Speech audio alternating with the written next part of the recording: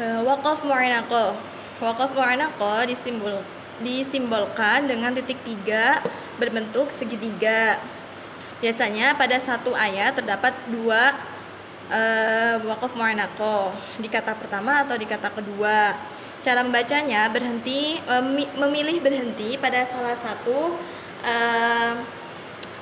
entah itu di kata pertama atau kedua. Kalau memilih berhenti pada kata pertama, maka di kata kedua tidak berhenti. Apabila memilihnya di kata kedua, maka di kata pertama tidak berhenti. Contohnya pada Quran surat Al-Baqarah ayat 2.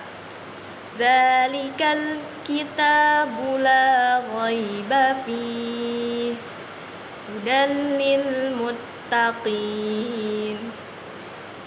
Kemudian Quran surat Al-Maidah ayat 41. Qulubuhum wa minal ladzina hadu. Al-Maidah ayat 26. Alaihim arba'ina sanah. Pada Quran surah Al-Baqarah ayat 2, waqaf mu'anaqah terdapat pada kalimat la raiba dan fi. Saya memilihnya berhenti pada kalimat fi. Kemudian pada Quran surah Al-Maidah ayat 41, waqaf mu'anaqahnya terdapat pada kalimat qulubuhum dan hadu. Saya memilih berhentinya pada kalimat hadu. Kemudian pada Al-Maidah ayat 26, waqaf mu'anaqahnya terdapat pada kalimat alaihim dan juga sana. Maka saya memilih pada sana. Kemudian yang kedua, nun wiqayah. Nun wiqayah bisa disebut sebagai nun iwad atau silah. Nun yang dibaca kasroh ketika tanwin bertemu dengan hamzah wasol, agar tanwin tetap terjaga, maka nun wiqayah itu ada dan dibaca kasroh. Contohnya pada Al-Baqarah ayat 180. Bismillahirrahmanirrahim. Khairanil wasiyah. Kemudian Al-A'raf ayat kemudian Ibrahim ayat 18. Karomadinistaddat. Kemudian Al-A'raf ayat 158. Jami'anil ladzi. Yang nomor 3 yaitu an-nablu, artinya tekanan pada bacaan. Waqaf pada huruf bertasydid. Jadi saya akan memberikan contoh waqaf pada huruf bertasydid an-nablu. Minhun. Contoh yang kedua yaitu waqaf pada hamzah yang didahului huruf mad. As-sama. Kemudian pada iya bertasydid. Iyyaka.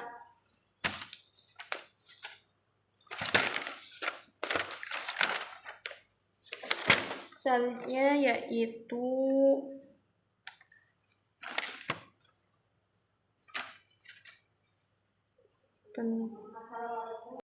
contoh mengenai waqaf. Saya akan berikan contoh dari waqaf intidhar, berhenti menunggu. Perbedaan riwayat ulama qurra, boleh tidaknya berhenti masih diperselisihkan. Oleh karena itu, pembaca mengambil jalan tengah dengan menghentikan bacaan pada lafaz yang diperselisihkan dan diulangi kembali pada ayat yang sempurna. Contohnya pada Al-Maidah ayat 27. Bismillahirrahmanirrahim. Wa man yaslim wajhahu ila Allahi wa huwa muhsin faqad istamsaka bil urwatil wuthqa. Faqad istamsaka bil urwatil wuthqa wa ila Allahi aqibatul umur. Saya berhenti pada kalimat al-wuthqa karena pada lafaz itu ada lafaz yang dipersisihkan dan mengulanginya kembali pada lafaz faqad istamsaka bil urwatil wuthqa. Kemudian waqaf ikhtibar. Contoh dari waqaf ikhtibar yaitu watlu alaihim naba'a abnaini adama bil haqq. Jika setelah lafadz ibnain waqaf, maka waqaf itu disebut ikhtibar dengan menguraikan lafadz tersebut sebagaimana mestinya, yaitu lafadz ibnain. Kemudian waqaf idtirar, berhenti karena terpaksa. Contohnya, bismillahirrahmanirrahim. Wa man yaslim wajhahu ilallahi wa huwa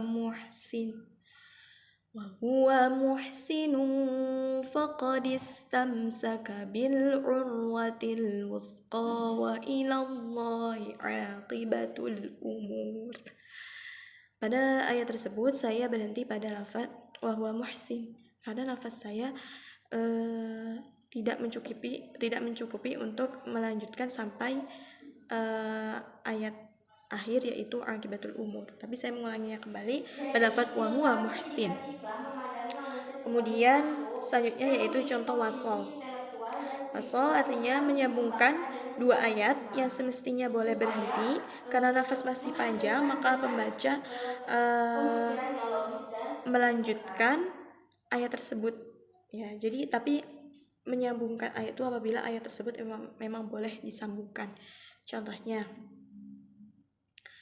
Bismillahirrahmanirrahim. Alhamdulillahi rabbil alamin. Menyambungkan ayat 1 dan ayat 2. Pada ayat tersebut boleh berhenti, tapi karena nafas masih panjang maka disambung. Contoh selanjutnya, Bismillahirrahmanirrahim. Qul huwallahu ahadunillahus samad. Saya menyambungkan ayat 1 dan juga ayat 2. Contoh selanjutnya yaitu pada surat An-Nas. Bismillahirrahmanirrahim.